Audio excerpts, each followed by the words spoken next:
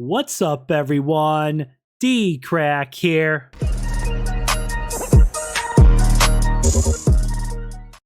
Yo, what's up, guys? So I'm about to check out a brand new video by Mr. Nightmare.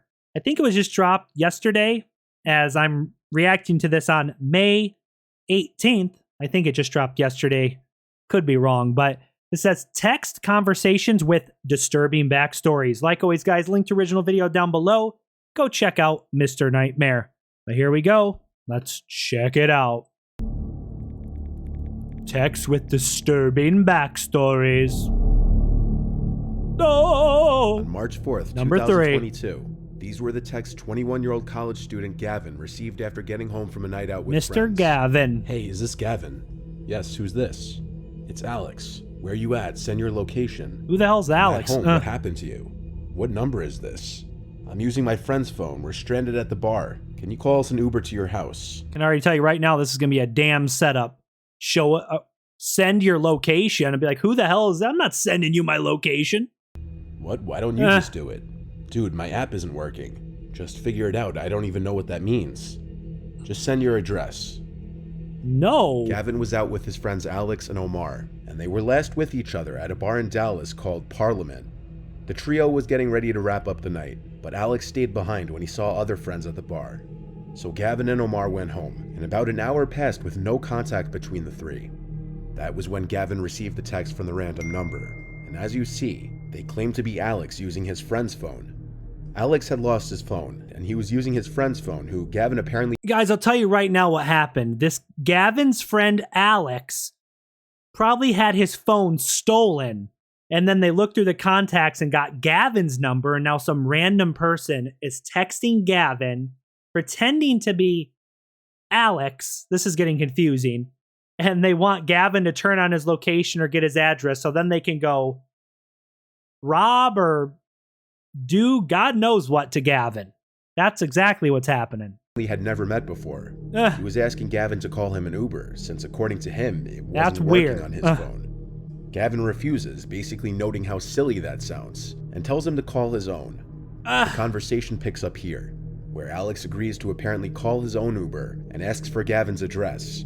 Gavin stated that this was around the time he was becoming slightly suspicious, but he still gave his address. However, not without making Why a would you comment give your about how address, he should bro? memorize his address by now. Oh my God. Gavin, are you an idiot? Why would you give your address away? This is not your friend Alex, bro. Oh, he freaking gave out his address. That's bad. He says he cut him some slack due to No. the fact that he was drinking. Gavin asked him why he was using his friend's cell phone, to which he got a response that Alex lost his phone. He then lets them know that they're on their way, and when Gavin asks Alex if he knew his friend, he responds, nah, he's cool though. 10 minutes later, the number sends a text that truly starts to make the conversation suspicious. Can we just come in through the front door when we get there? What? As if asking Gavin to leave the door unlocked. It was at this moment that he started to question everything about the interaction. From the first text being, hey, is this Gavin? Yeah, to Gavin. asking Gavin to call them an Uber. You messed Now up, they're bro. leaving the You door messed up. unlocked. He tried to call the number, but it rang and went to voicemail. He then tried to text and call Alex's number repeatedly, but it would just keep going to voicemail, and the text would just say delivered. Gavin stopped answering this foreign number now, and called his friend Omar to ask him if he'd heard anything from Alex, to which Omar said he had not. After reading Omar all of the texts, Omar agreed something was off. They looked to call the bar Parliament, but there was no number listed online to call. Around this time, the number texted Gavin again, saying, we're here, open the door. Gavin went to his door and looked through the peephole of the door. There was no one in immediate view though, which maybe at first would have implied it was all a prank. If there's bushes or something, what's going to happen? He's going to unlock the door, open the door, and then there's going to be probably a couple guys burst into the house and rob your ass, or who knows, maybe kill you. But when there was a knock at the door, Gavin checked the peephole again. There was still no one on the other side. Reality of the situation was setting in now. They're hiding. Gavin, They're hiding. This was no longer just texts on a screen. Someone was actually on the other side. They're probably crouched down below the peephole, so when he looks through the peephole, Gavin can't see him, but then when he opens the door, they're gonna rush in. His door. I bet. So he asks, who is this? Straight to the point.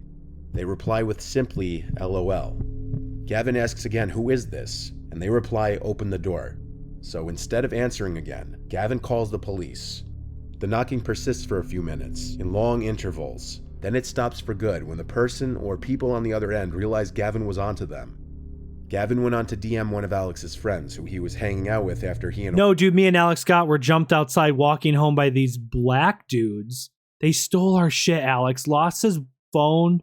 Alex lost his phone and Scott lost his wallet and phone. And we're in the hospital right now. Those guys are texting me off some random number pretending to be yo. Omar left. Oh. And almost instantly, the friend DM'd him back explaining that he, Alex, and their other friend were jumped by a big group of men in the street. I knew it. They were all I badly told you injured guys. and went to the hospital. Alex's phone had been stolen, while one of his friend's wallets and phone was stolen. Alex not having a password on his phone meant all of his info and conversations were accessible. Alex's friend helped him in getting his phone locked. The police report that Gavin would get from the police who came to his house would later help Alex in getting his service provider to replace his stolen phone for him.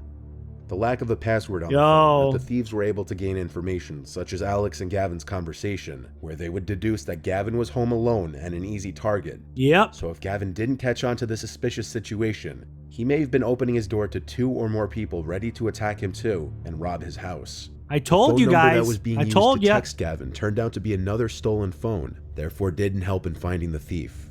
The case regarding finding the thieves and assaulters remains open. Those thieves were actually pretty smart. They even the random number they were texting Gavin from was another stolen phone. So there's no name linked to the guys who are trying to, they're thieves or rob the house. They used a random stolen phone. It's actually smart. These texts were received by an anonymous viewer from his dad's ex-girlfriend, who will be named Kathy for the purpose of this recounting. The viewer will be called Rob. The reason Rob's dad ended things with Kathy was because of her increasingly erratic and delusional tendencies. Her mental health was declining for unknown reasons. Rob's dad was dating Kathy for about half a year, and Rob's grandparents both passed away during that time. Rob's dad wasn't very open at first about how Kathy would start acting all paranoid about his son's dead grandparents, about how she believed they placed a curse on her. Rob's dad cut ties with Kathy when the delusions got too ridiculous. Rob was left in the dark for the longest time about Kathy's delusions though, presumably out of embarrassment for having spent so much time with a supposed nutjob. It wasn't long after his father's breakup with Kathy that Rob would receive texts from her himself. When her attempts at reaching his father no longer worked, she clearly went to him instead. Kathy texted Rob, "Hello, sweetie, I need your help." Rob replied with, "What? What's up?" "Your father's parents put a curse on me. I need you to tell me the cemetery and plot number they were buried at." "What do you mean they put a curse on you?" "I keep hearing their voices and having bad premonitions. I know it sounds crazy, but I need it to stop." Of course, being told by somebody that you were are your crazy, grandparents' voices Kathy. would be a clear indication that the person is completely unhinged. So Rob went to show his dad the texts. His dad laughed and told him to just ignore her. Rob says that instead of blocking her though, he just let her continue to text him to see how crazy her text would get. She followed up later that night with, "I need to exhume their grave. If you help me out, I will sleep with you. I know you've always checked me out whenever I was in your dad's house." Rob still didn't answer, and the next day, her text got a little more graphic. What the hell? Rob showed these texts to his dad, and this time his dad was not amused. He called Kathy and screamed that he would be getting a restraining order if she didn't stop. When he hung up, she kept trying to call until he ended up blocking her number. That same night, while Rob's dad was asleep, Rob was still in his den watching a show when he heard the doorknob jiggling. He went to look through the glass atop the door and saw Kathy fiddling with a knife in the key slot of the doorknob. She looked up at him and through the glass and started pleading with him to let her in. Rob called for his dad, and she started to scream no. When his dad came to the door, he screamed at her and then went to call the cops. Kathy would scream back constant obscenities and threats, waving her knife in the air. She didn't leave, and police arrived to her still at the door with knife in hand. Based on her coming to their house with a weapon and not leaving when asked, she was arrested, and Rob's dad filed for a restraining order against her. Clearly, Kathy was more than just delusional and was starting to suffer from some sort of mental illness, such as paranoid disorder. Dang! This does not mean she wasn't a danger to others, though, as well as herself, evident by the knife she brought to their house and attempting to break into their house. Luckily, no one was hurt. Wow. She's An crazy. 18-year-old girl named Leanna, living in Hoboken, New Jersey, was at a local bar with her friend on a Saturday.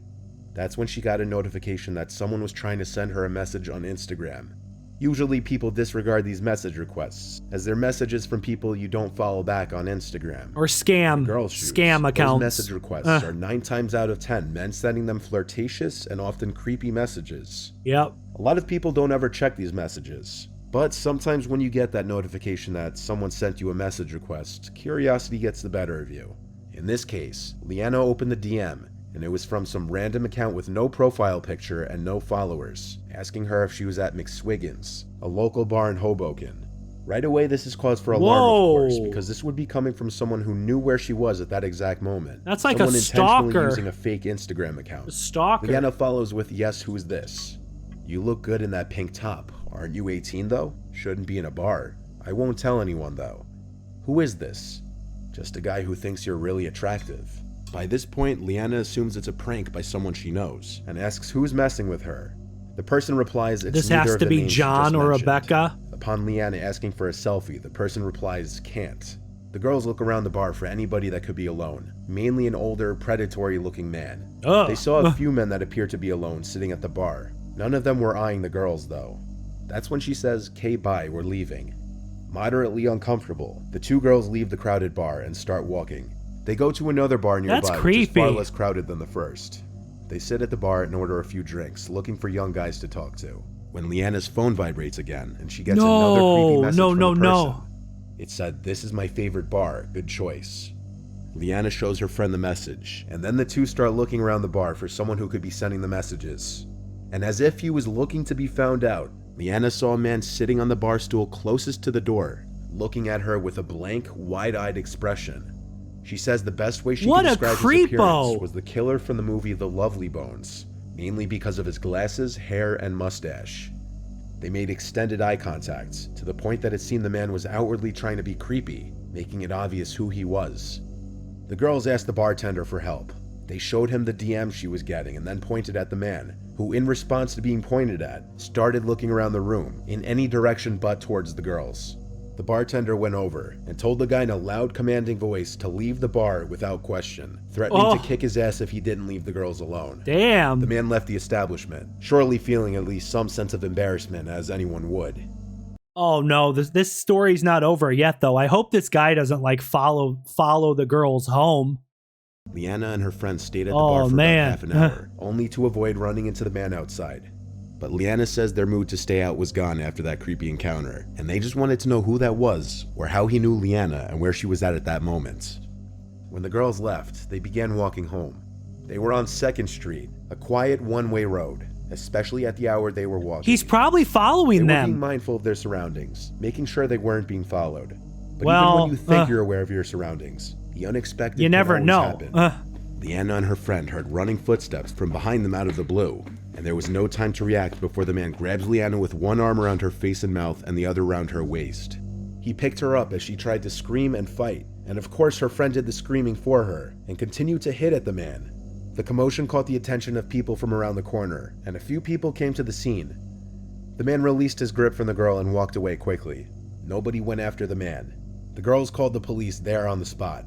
Leanna showed the police the DMs, and 2 witnesses backed up their story as well. A police report was made and a case was opened to find the man in question. Leanna would speak to detectives at her home a few days later, who gathered all the information she could give. They would later use the surveillance footage from the 2 bars, but the police have not yet been able to match the man seen in the footage. They can't even find out who it is. She still has her Instagram disabled to this day. Damn. If someone is dedicated enough, they can find someone through their Instagram by keeping track of what places they go to in their pictures, what school they go to, and who they associate with. That's why it often is a good idea to keep your Instagram private.